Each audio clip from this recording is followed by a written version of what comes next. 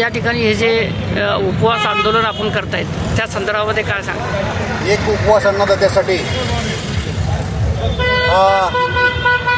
आजच्या या आंदोलनाचा विषय, जो अन्नदाता या देशातल्या जगातल्या लोकांना अन्न पुरवतो त्याच्यावर आत्महत्येची वेळ आली, ती बिकट अवस्था ज्या व्यवस्थेनं आणली त्या व्यवस्थेला जाग यावा, त्यांच्यापर्यंत आमचा आवाज पोहोचावा, याच्यासाठी महाराष्ट्रभर अनेक सामाजिक कार्यकर्ते राजकीय मतभेद, राजकीय पक्ष विसरून असे उपवास आंदोलन करत आहेत.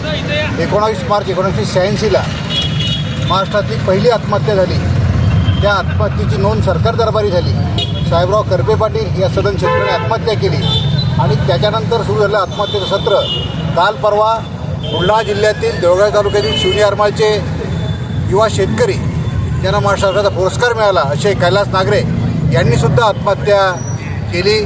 त्यांच्यावरती पाळी या व्यवस्थेनं, प्रशासकीय अधिकाऱ्यांनी आणली.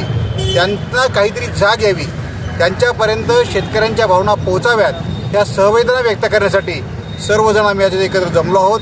आज या निमित्तानं सामाजिक शेतकरी संघटना असतील, सामाजिक संघटना असतील, विविध राजकीय पक्ष असतील, सर्व पदाधिकारी कार्यकर्ते उपस्थित झालेले आहेत आणि यातून एक सूर निघाला की यापुढे आपण शेतकऱ्यांचे पुत्र म्हणून, किसान पुत्र म्हणून शेतकऱ्यांच्या समस्यावर आवाज उठवण्यासाठी एकत्र येऊ.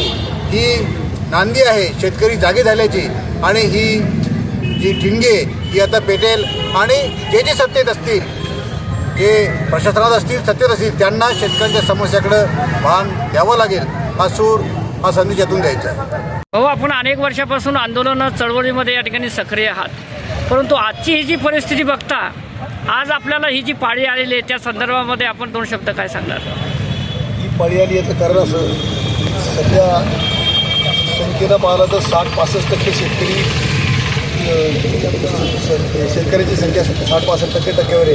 परंतु ज्यावेळी शेतकऱ्यावर अन्याय होतो त्यावेळेला आम्ही पाहतो की प्रत्येक राजकीय पक्षाचे लोक त्याला तोडून पाहतात, सहभाग घेत नाही. सहभाग घ्यावा तर आपला पक्ष काय बनेल, याच्यामुळं शेतकऱ्याचं स्वातंत्र्य लांबत चाललं.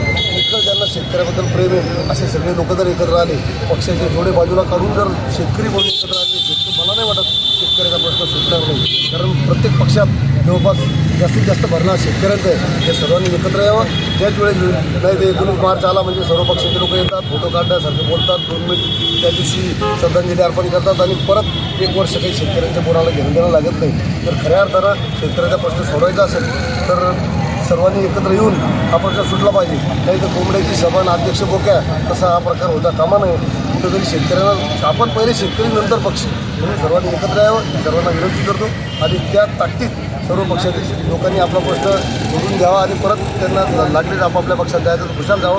शेतकऱ्याचा प्रश्न सोडून घेण्यासाठी कर्मचाऱ्यांच्या त्या नियमाप्रमाणे एकत्र येऊन आपण सोडून घेतला पाहिजे असं मला वाटतं.